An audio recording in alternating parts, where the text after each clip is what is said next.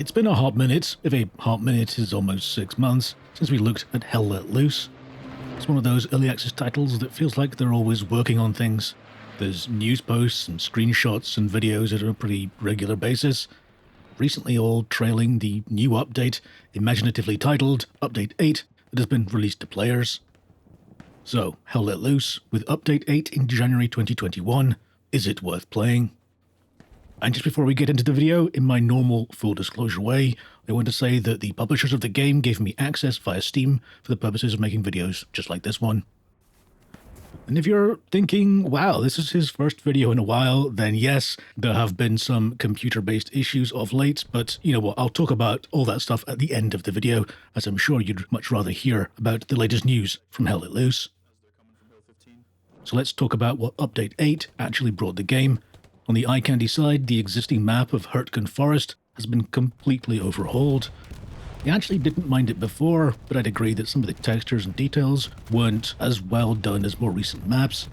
Things like dirt textures might not be of huge importance for other games, but in Hell Let Loose you often find yourself belly on the ground, crawling to get a better vantage angle, or trying to remain mobile while under fire. You're suddenly very much in the front row looking at the ground textures and the detail close up. This all looks now much improved. The general feel of the map has changed a lot since its first iteration as well, though the general undulations and topography of the area will feel familiar to those who did play before. The detail and the density of the world feels much more fleshed out now and realistic. First impressions are of a much more dank, sodden and sometimes haunting place. The fidelity has certainly been raised. Yes, this is a large forest map, but there's obvious care been taken in making the different sections look and feel different and distinct. One area might be more mossy and have steep terrain. Others are smouldering burnt husks that have clearly seen recent action. The buildings help orient you also. Bunkers or trenches or rubble from destroyed buildings all seek to tell the story of the place, while also making the areas feel distinct. There's a tendency in large forest maps to have a sort of samey feel. You could spawn in any location and it'd feel much like any other. Well, the Hell Let Loose devs have seemingly managed to mitigate this as much as possible. Yes, there are a lot of trees, it is a forest, but if you're sick of fighting in one area, then spawning at another location across the map feels different enough to feel fresh. And just a quick aside to say, if you are enjoying this video, please do tap the thumb up button. Helps me out with YouTube and discoverability and all stuff like that. And if you tap that subscribe button right now as well, then I appreciate that too. That really is a big thank you. Another addition in Update 8 was the inclusion of supply vehicles for the first time. They don't function like spawn points and postscriptum, but feel closer to those logi runs that need to be performed in squad to ensure your team has enough resources around the map to allow them to create garrison spawn points and even the larger scale defences that can be constructed now in Update 8. As you might imagine from being a truck, they're also an excellent way to move troops around the battlefield and save a lot of that initial running that can be a common experience at the start of the match. The addition of these trucks has also let the developers tweak the meta of Hell Let Loose as well. They didn't want to place all the team's resources in a truck-sized basket, of course. One poor driver could unintentionally scupper a team's chances after all, so the importance of the troop support role is still key. They also wanted to remove what always felt like a cheesy mechanic of redeploying to get additional resources. It's actually something I don't mind in a game like PlanetSide 2, that is a game of logistics and movement at the end of the day, but for something set in a more real-world environment, it sort of always didn't feel right. To resupply now, your proximity to resource nodes resets the cooldown for things like the support supply boxes. It's an interesting idea, and certainly adds to the meta with people choosing to perhaps place spawn locations so that troops respawning get the advantage of that resource. I do wonder though how informed the average player is for this sort of change though. It might be something that people who enjoy squad leading and command roles are enthused with, but when the average player might just feel a bit confused or maybe even frustrated when they redeploy and things aren't, reset. I'm not making the argument for things to be made simpler and as people might be used to already. Instead, I'm saying that keeping the complexity for the people who seek it out and enjoy learning about min-maxing their effectiveness would feel like the best course for the game. This is an early access title after all. Everything in the game has temporary foundations and is subject to change. But in this age of releasing games to grow while their players actually play it, then there's obvious care needed to keep players abreast of changes as you would in a games as a service title. As this video has gone live a longer time after the update has released than normal, it actually allowed me to look at one facet of how the devs deal with their larger content updates that I've not really talked about before, and in fact the footage that you're watching is a mix from gameplay taken just after Update 8 launched to just a few days ago. There were a number of issues that the community reported and the developers noticed, and they were given some post-update attention. There was a disconnect issue on map changes that kicked players.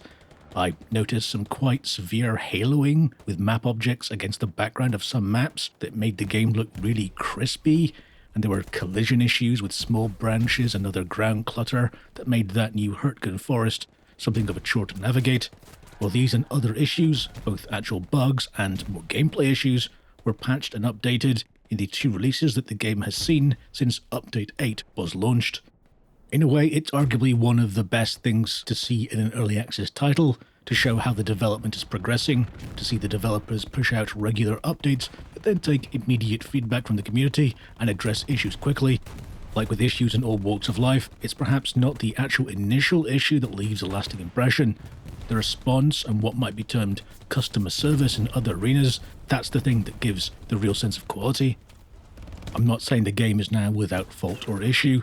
There are still bugs, like that resetting view angle as you crawl over the terrain that I mentioned in previous videos is a real annoyance. That's still in the game. I'm just trying to make the point that these releases from the devs aren't sort of fire and forget and then we'll see you next quarter. Things are addressed as quickly as possible. Another nice addition that peppered its way through Update 8 is bullet penetration, or wall banging if you've been a gamer as long as I have. So we can finally remind people that standing behind a small tree doesn't necessarily mean they're safe. It did make me re-evaluate how I played particular maps like Hurtgen Forest, knowing that if you fire off-center of trees that people are using as cover, then they are likely to take damage, and it certainly got me a few frags that I wouldn't have gotten before. Progression took a tweak relatively recently as well. You now level up faster, which is of course a good thing, as before it was incredibly slow to the point of annoyance. As you level within your class, you unlock side-grade weapon options, but mainly for me it's more about getting access to level-based cosmetics to turn your soldier into something less green off the boat looking. It's not a massive change and there's not a huge range of options, but in a game like this, a tactical hardcore shooter, it's enough to give a nice feeling of progression and something to look towards as you play. It makes that game experience just that touch richer. One side of the game that took a nice quality boost in Update 8 is the explosion effects. The tank shell, artillery shell and bombing run deserve particular call out for how they look now. There's an impressive scale and detail to them. I particularly like the pressure wave effect that ripples out. They certainly now have a much more frightening majesty to them. I still get a Halo masking artifact where the FX are actually composited into the scene that I don't really seem to get in other games like Squad. But this explosion visual update is certainly a credit to Hell Let Loose and really helps build the atmosphere. You're left in no doubt as to how deadly these explosions are. With map visual quality moving on leaps and bounds, it seems that the devs are also taking a pass at improving something that is perhaps even more central in an FPS title, the actual first-person weapons.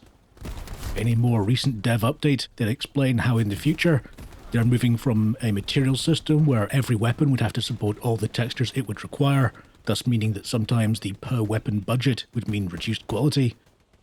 Now it sounds like they're moving to what is sometimes called a PBR, or physical based rendering material setup, where you have a central database of materials that all the weapons can call from.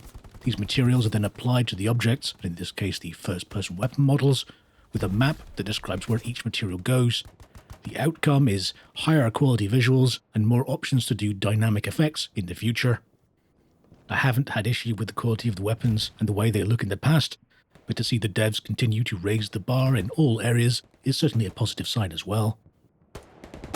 With the audio update in previous Hell Let Loose patches, the sounds in-game are now at the point where they feel on par with the rest of the good work done by the devs. That wasn't always the case. That quality does mean that when some areas don't meet that same level, they now stand out, though somewhat. In particular, some of the first-person weapon sounds for things like machine guns now stand out as being quite subpar. There's none of the pop, thump, and drama that a belt-fed weapon would obviously portray. On the upside though, those explosion visual effect improvements have been mirrored by new audio effects for Explosions 2. These are a significant improvement on what we had before and feel utterly in keeping with those high quality visuals.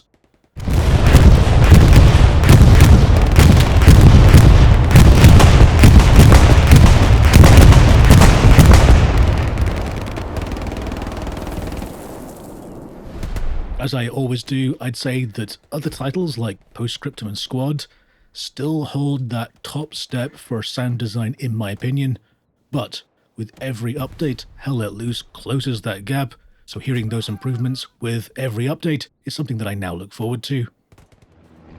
Performance is an odd one for me to talk about with this update. Anecdotally, when it first released, it felt numerically better than I remembered, but there wasn't much of a very smooth feeling, which normally means that the average frame rate was probably better, but the actual frame time consistency wasn't terrific on my old machine. Anecdotally, I'd say it felt a bit better, but the reason why it's a bit odd for me to talk about performance is that I've had a partial computer change while this patch has been out, so my sort of reference points have changed a little. In the world of tactical hardcore FPS games, Hell Let Loose has certainly carved out an area for itself and has a decent-sized community, where more established titles like Squad have recent weekday concurrent peak users of about 8 to 9k. Hell Let Loose's numbers around 5 to 6k, and that's more than both Insurgency Sandstorm and Postscriptum. Anecdotally, I don't have problems finding full servers and quality matches at any time of the day. I also don't mind playing at a higher ping. I find that East Coast US servers are very playable from the UK. So, is it worth playing? If you like this sort of game, then it kind of feels like an easy yes. And if you like the World War II theme as well, then this is arguably the leading title in the tactical hardcore FPS genre.